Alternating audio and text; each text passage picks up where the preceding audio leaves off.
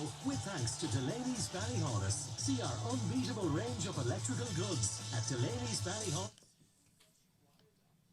Well, that's the views of Frank Brown. As I say, in studio we are joined by Jackie Coyne, Kenneth Bud Robinson and also Pat Frayne. Pat, the chairperson of Turin Hurling Club, will come to yourself first of all.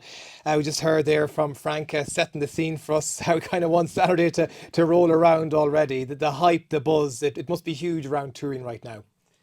Yeah, absolutely. It's been a few very very special weeks, Michael D, since we won the semi final. It's I suppose when we won the semi final was I think it was the 18th of December, and we knew we had 3 weeks, and we kind of thought going over the Christmas period that we have some time, but it's amazing how quickly it's went.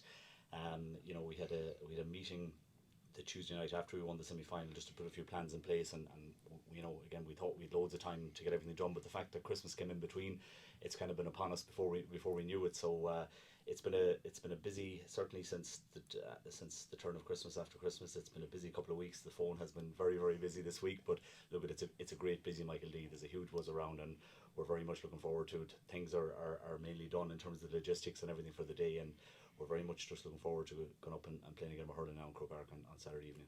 Talk about a baptism of fire for yourself, your first term as chairperson. You're busy. You're kept busy, Pat. No one wants to see you idle, but it's unbelievable stuff, really, isn't it?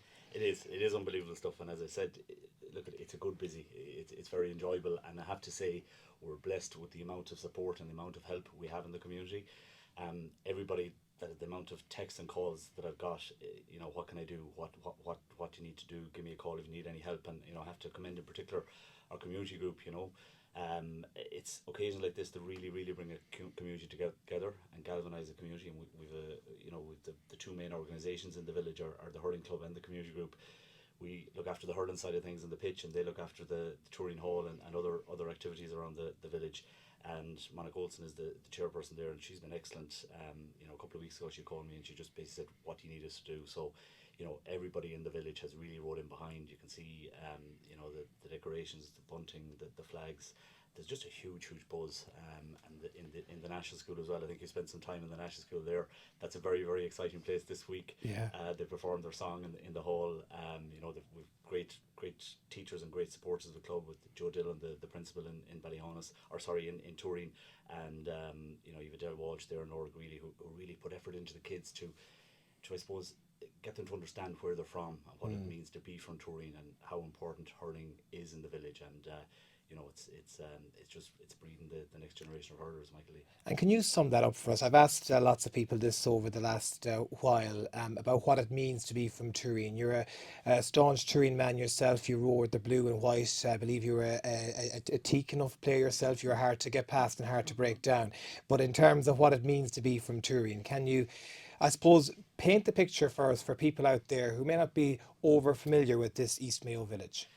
Yeah, look at it. It's a small little village. It's typical of rural Ireland, typical of west of Ireland. Unfortunately, I suppose over the last number of years, we had a pub which is closed down. We had a post office and a couple of shops which is closed down. So it really just leaves hurling is in the village, the school, the church, the hall, and the hurling club, and that's all that's there. But it's amazing. I suppose I think back to myself when I started hurling. I suppose you look around to see what other people are doing in the area, and I was very lucky. I had the Delaney's beside me, live very close to them, and they were very much a hurling family. I had Jackie Coyne down the road, who was very encouraging as well, and I think that's key. People just look to their neighbours and look around and see, what's, if you're 10 or 11 years of age, what's the 13 or 14-year-old doing down the road, and you see that he's playing hurling, playing at a fairly decent level, and it kind of gets a hold of you, Michael Lee, and hurling to me, it's just an incredible sport. I played a bit of Gaelic football, I played a small bit of rugby, but there's just something about hurling. If you can get into it, it's difficult to describe. Gerard Nan described it very well one time, of that feeling of that ash in your hand, and when you connect with the sliotar, it's just an incredible sport to play. If you can get to play it to a reasonably good standard, it will definitely become your favourite sport, and it just gets into the soul. And I think we're trying to do that in Tooreen with the young generation. And certainly the senior team, their success in the last number of years has really helped to instill that in the kids. I just see my own son Sean. 5 or 6 years ago he wasn't that terribly interested, but he sees how good the senior team is going now. He sees his neighbour Coiner that he looks up to, the Kenny lads down the road, Sean and David, and over the course of him following the team this last number of years and going to league and winning county championships and winning county championships, he's getting into the hurling himself now, and that's just what happens. Success breeds success, and they want to be like their heroes, and thankfully we have some huge role models in that team, and it's brilliant that they can look up to them, and I can see it already, the impact this team is having on the next bunch of players in the national school. Yeah, they really are wonderful ambassadors and role models. There's no doubt about that. Kenneth Bud Robinson, you're back from the land down under, as they say. You came just before the Leitrim Fontenoy's game, and thankfully the whole ticketing situation and your booking worked out good, that you're still here for a week. Even if I'm sure if it wasn't, you were going to change that flight back, because this is magical stuff for someone like yourself who soldiered with a lot of these guys, wore the blue of Turin for so many years. You must be so proud. Oh, definitely, Michael. Yeah, it's I suppose been very lucky now this time round that we've been here for the games and that. Where I suppose over the last really 11 years since we've been gone, we've missed all the big occasions, and especially those Connacht finals over those last couple of years. So, no, very excited in our house now. We've two young girls and a little boy, and the two young girls are 7 and 5, Kaylin and Avian, and they're just loving being around the village now. And it wouldn't be something they'd be used of, is I suppose being in a community environment like that. And then what we had in the hall there a couple of days ago, and just meeting the players and all that type of thing. They're getting the names and the jerseys of these lads that they would never have heard of prior to that, but they're throwing out the names of the coiners now, and the Bolans and all this, so they're like one of the gang now. So yeah. No, it's been great to be home now the last couple of weeks. So 11 years in Australia. What part? Perth, Western Australia. Yeah, so pretty isolated place. And I understand there were quite a considerable amount of Turin has a strong connection with Australia. Yeah, for sure. I suppose I was one of the later guys to move abroad, but I think 07, 08 was really when a big bunch of the local guys and girls moved abroad. Jackie's kind, Stephen Lenihan, Shane Morley, the Hunts, Pat's brother Justin, who's still out there. You know, all that group went 07, 08. We followed on in 12, but you know, those group of people had, I suppose, established ties in Melbourne, playing with the likes of Sinn Féin over there, and they were a core of that GA team over there for a good number of years. I suppose when I arrived, you know, it was very easy to slide into that then and that GA community, and followed that on then when I moved to Perth as well and got involved with teams over there as well. Yeah, it must have been really difficult for Turin at that time, you know, losing so many players and, you know, key players when you're talking about a rural village, a rural club. But really what they have done, what they've continued to achieve has been quite phenomenal. You know, the underage players coming through, and now they've got this cohort, this group of players. Really, I suppose 16, 17 onwards, that's when they're really making that jump, that jump in the gears. Yeah, for sure. And I suppose when we left, a lot of those guys that are the main guys now were 10, 11, 12 years of age. You know, they were little lads when I left, and now they're, you know, some of the main players on the team. So it's unreal to see what has been done over those years and what those guys have achieved. You're wearing a Turin top yourself. I see that famous Turin crest. I believe you were one of the men behind designing this crest. Talk us through that. Yeah, 15 years ago, was it more? Yeah, it's I don't know. It's a bit blurry. It's somewhere between 15 and 20 years ago, but okay, somewhere in that range. But yeah, I suppose the man behind the original idea was Pete Finn, who's I suppose a great club man. He's been involved, you know, in many different roles in the club for years. But yeah, Pete, we were, as Pat said, in our local Friends pub there when it was open, and Pete came to me with the idea about having a crest, and it was really about, I suppose, at the time we didn't have T-shirts as supporters. There was nothing there for us to put on and show that we were from Tooreen and that type of thing. So Pete had this idea, if we came up with a crest, that we'd get T-shirts done for the supporters. And so myself, Pete, and Gary Allen was another man involved. Went about, I suppose, sketching down a couple of ideas, and we thought about, I suppose, more traditional type of crest and that type of thing. But I suppose what kept coming to the fore was the devil and that theme. So again, we didn't have the idea of that would be on the Touring jersey. It was more about a supporters thing and that type of thing. So that's why we, I suppose, went more with a bit of a caricature rather than something too serious. But yeah, got it. I suppose we came up with the idea, drafted it up, and we got it professionally done then. And I think we had a night in Friends where we released the T-shirts, and it was a good old night and that. So we asked the permission of the club, could we do it and that. So it grew legs from that point. So. The Blue Devil was born from there. Yes, yeah, definitely. So it's great to see that it's on everything around the village now, So it really has given a bit of another identity as well. Absolutely. We'll bring in Jackie Coyne now at this juncture. Jackie, a man heavily involved with Turin Hurling Club over the years as well. You're the coaching officer currently, but in terms of the history, I was out in Turin Community Hall last weekend myself, and I was speaking to so many of the players, but indeed got the history as well for the likes of Michael Nolan, and spoke to Seamus Freeman and Austin Kinney as well. And there's one name really that it comes to everyone's mind when you think of Turin and how it all starts, and that was Michael Henry. He was the man to bring hurling to Turin, and I'm sure that he's looking down now and saying, isn't this magnificent to see what can be achieved and what has happened, that they're in an Ireland final. That's right, Michael G. I drove into Turin today and I passed the turtle where it all began. Now, I can tell you wouldn't play a game of hurling on it today. You might get away with water polo or swimming, but not hurling. But when I drove into the village and I saw all the flags and the bunching and all the signs, yes, I thought of Michael Henry and Michael Nolan, young lads barely out of their teens who in 1957 had this vision or dream to set up a hurling club in an area where there was no tradition. And it really brought home to me, the seeds they sowed there on that famous night has brought so much honour and distinction to our village down through the years that it really is, it's amazing really. And it's not just about the hurling, as we have seen over the last number of weeks. It's the friendships, it's the camaraderie, it's the sense of place, it has brought all people together, young and old. And as Pat said earlier, it has given the young people something to look up to. Their heroes now are not, well, I'm sure they have plenty of them in other counties, but a lot of their heroes now are their next door neighbours, young men, and let's not forget the impact that the Nabrijog have made as well, which has really enhanced the whole thing as well. But their heroes now are their neighbours, and I have no doubt that that's going to inspire them in the years ahead to achieve as much as they can.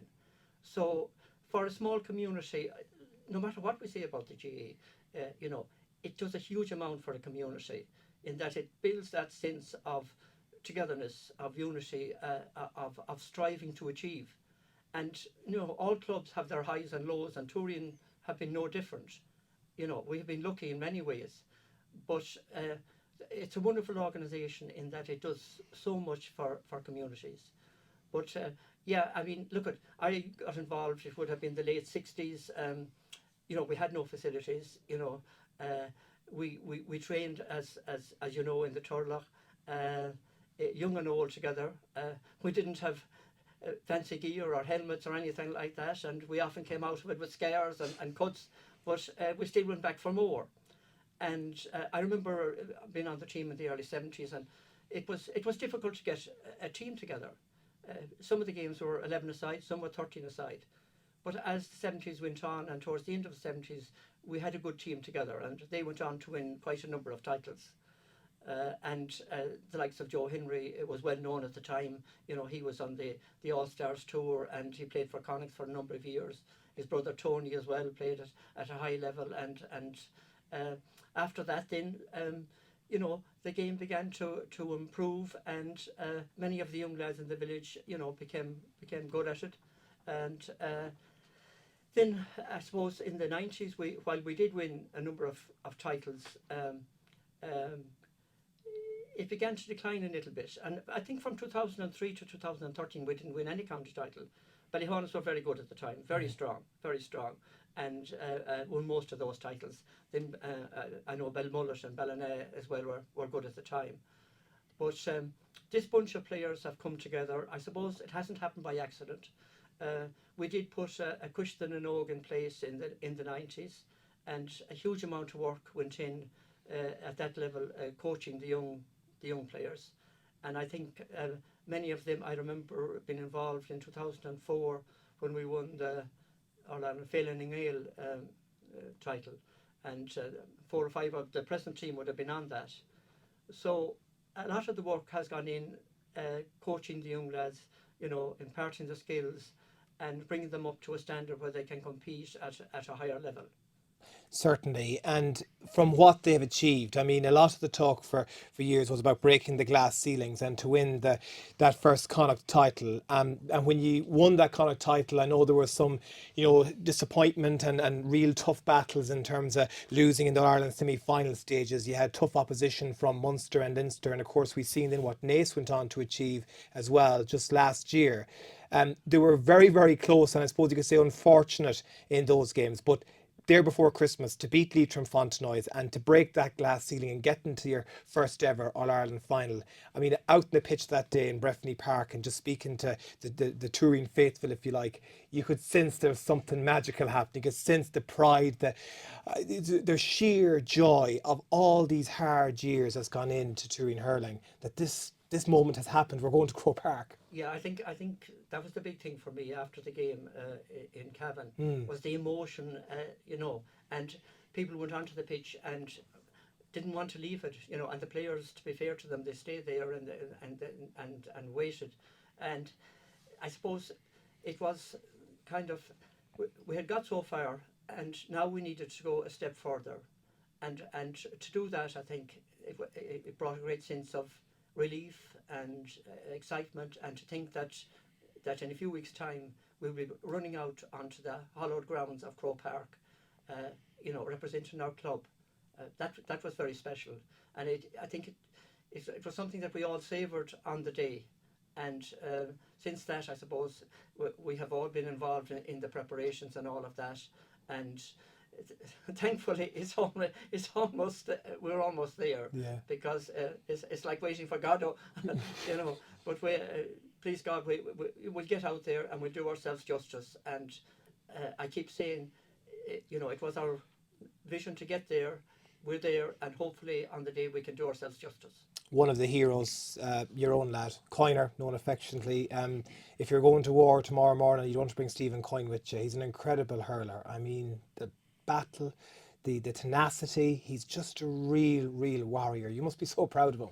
Well, of course we are. Yeah. Of course we are. And I mean, Stephen, he wouldn't be, he'd be modest about it at all, and he appreciates, all that's been done and everything, and he's always talking about the team. Yeah. He's never talking about himself. He never, it's all about the team and the panel, and we have been extremely lucky in the last number of years in that the management that is in place, have put so much time and effort into preparing these lads, and great credit is due to all of them for the work that they have done, and indeed to the club, and Pat has come in now, but Dom Greeley was there for the last number of years, and Dom did Trojan work, as did all of the officers.